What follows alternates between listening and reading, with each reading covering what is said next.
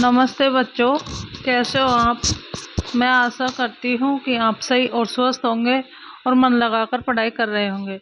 देखिए, आज हम पढ़ेंगे हमारी जो इतिहास की बुक है उसका चैप्टर 5।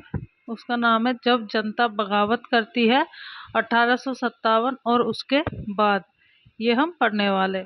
अब इस चैप्टर में क्या क्या है जो हमें पढ़ना है, एक बार वो देख लेते हैं।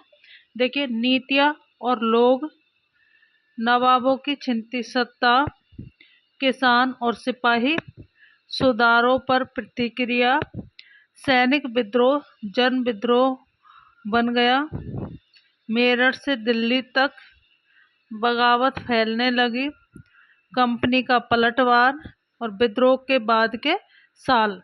ये सारे टॉपिक हम इस चैप्टर में पढ़ने वाले हैं। नीतियाँ और लोग।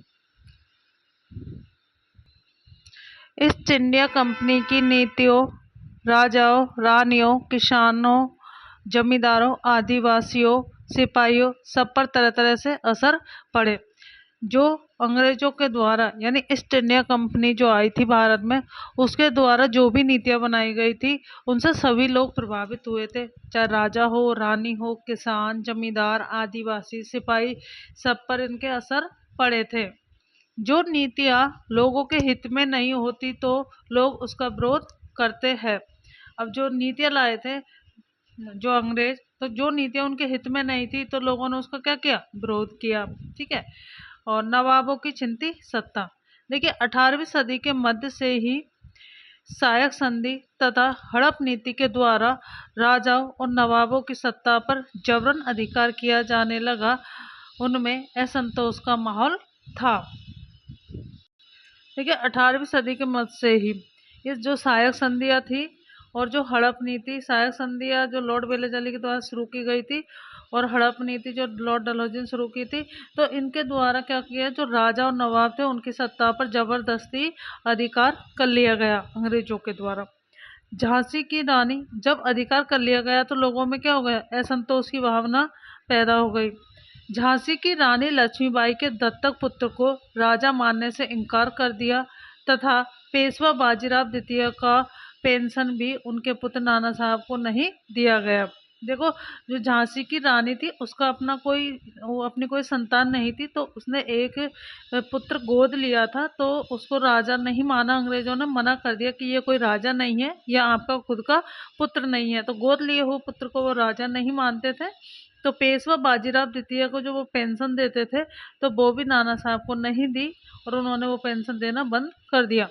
अवध की रियासत अंग्रेजों के कब्जे में जाने वाली आखिरी रियासतों में से एक थी। जो अवध की रियासत थी वो भी अंग्रेजों के कब्जे में चली गई थी। उस पर 1801 में सहायक संधि और 1856 में अंग्रेजों ने अपने कब्जे में ले लिया। तो जो अवध की रियासत थी अंग्रेजों ने अपने कब्जे में ले ली थी। 1801 में अवध के साथ सहायक संधि की गई थी और 1856 में अंग्रेजों ने उसे अपने कब्जे में ले लिया था। 1849 में गवर्नर जनरल लॉर्ड डलहौजी ने ऐलान किया कि बहादुर शाह जफर की मृत्यु के बाद बादशाह के परिवार को लाल किले से निकालकर उसे दिल्ली में कहीं और बसाया जाएगा। तो 1849 में जो गवर्नर जनरल थे लॉर्ड डलहौजी, उन्होंने कहा था कि जो बहादुर शाह जफर, आखिरी मुगल शासक जो बहादुर शाह जफर है, इसकी मृत्यु के बाद जो बादशाह के परिवार है इसको लाल किले से बाहर निकाल दिया जाएगा और दिल्ली में किसी भी स्थान पर इनको बसा दिया जाएगा। 1856 में गवर्नर जनरल कैनिंग ने फैसला किया कि बहादुर शाह जफर आखिरी मुगल बादशाह होंगे। तो जो 1856 में जो गवर्नर जनरल थे लॉर्ड कैनिंग, इन्होंने कहा कि आखिरी मुगल बादशाह बहादुर शाह जफर ही होंगे। उनकी मृत्यु के बाद उनके किसी भी वंशज को बादशाह नहीं माना जाएगा, उन्हें केवल राजकुमारों के रूप में मान्यता दी जाएगी। तो जो लॉर्ड कैनिंग थे उन्होंने कहा था कि जब बहादुर शाह की मृत्यु हो जाएगी तो इसके बाद किसी को भी बादशाह नहीं माना जाएगा, जो उनके पुत्र हैं उनको राजकुमारों के रूप में मान्यता दी जाएगी। किसान और सिपाही।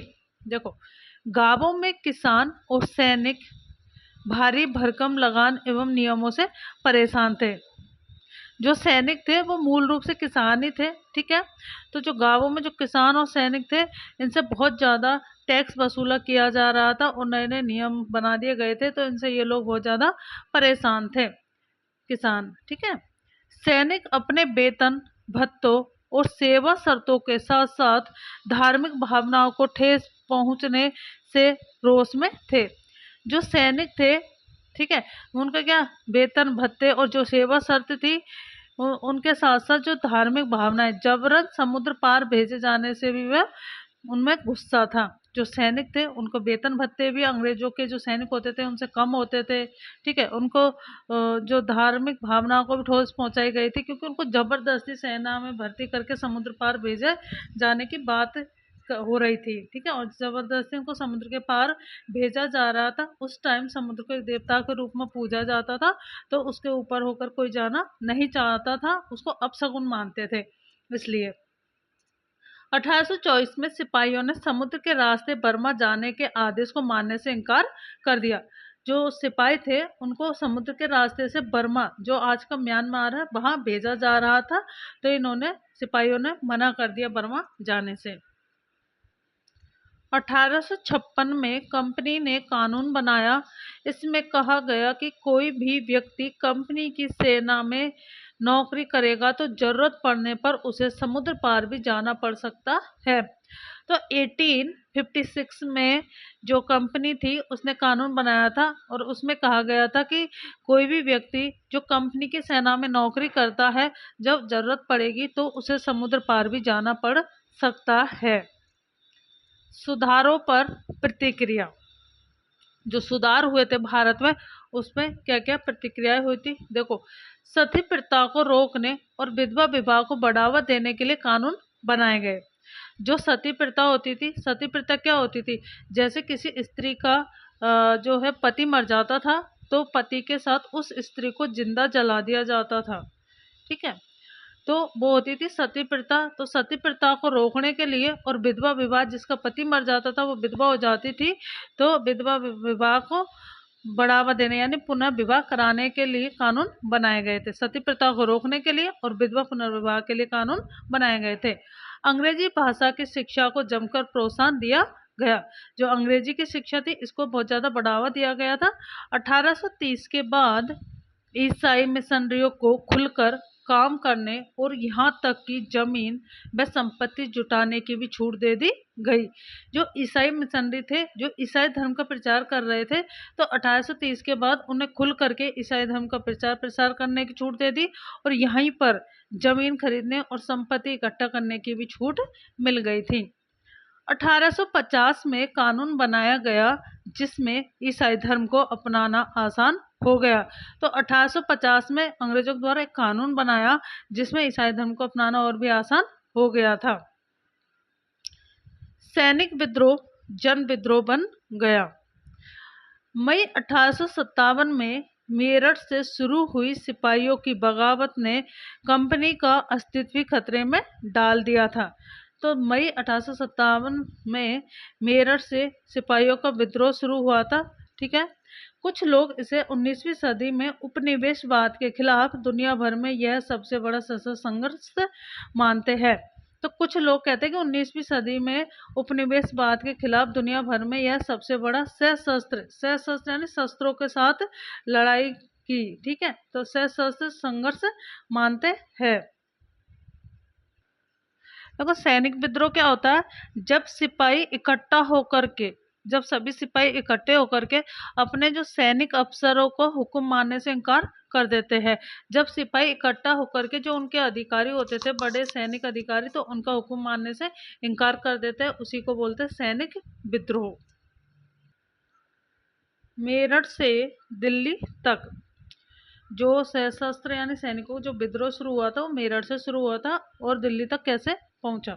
देखो 29 मार्च 1857 को युवा सिपाही मंगल पांडे ने को बैरकपुर में अपने अफसरों पर हमला करने के आरोप में फांसी पर लटका दिया गया। देखो 29 मार्च 1857 को एक बैरकपुर छावनी का एक सैनिक था जिसका नाम था मंगल पांडे। इसने अपने अफसरों का विरोध किया, अफसरों पर हमले किए, इस कारण उसको पकड़ करके फांसी दे दी गई थी। 9 मई 1857 को मेरठ में सिपाहियों ने नए कारतूसों, जिस पर गाय और सुअर की चर्बी का लेप चढ़ाया गया था, से अभ्यास करने से मना कर दिया गया, जिसके फलस्वरूप 85 सिपाहियों को नौकरी से निकाल दिया गया तथा उन्हें 10-10 साल की सजा दी गई।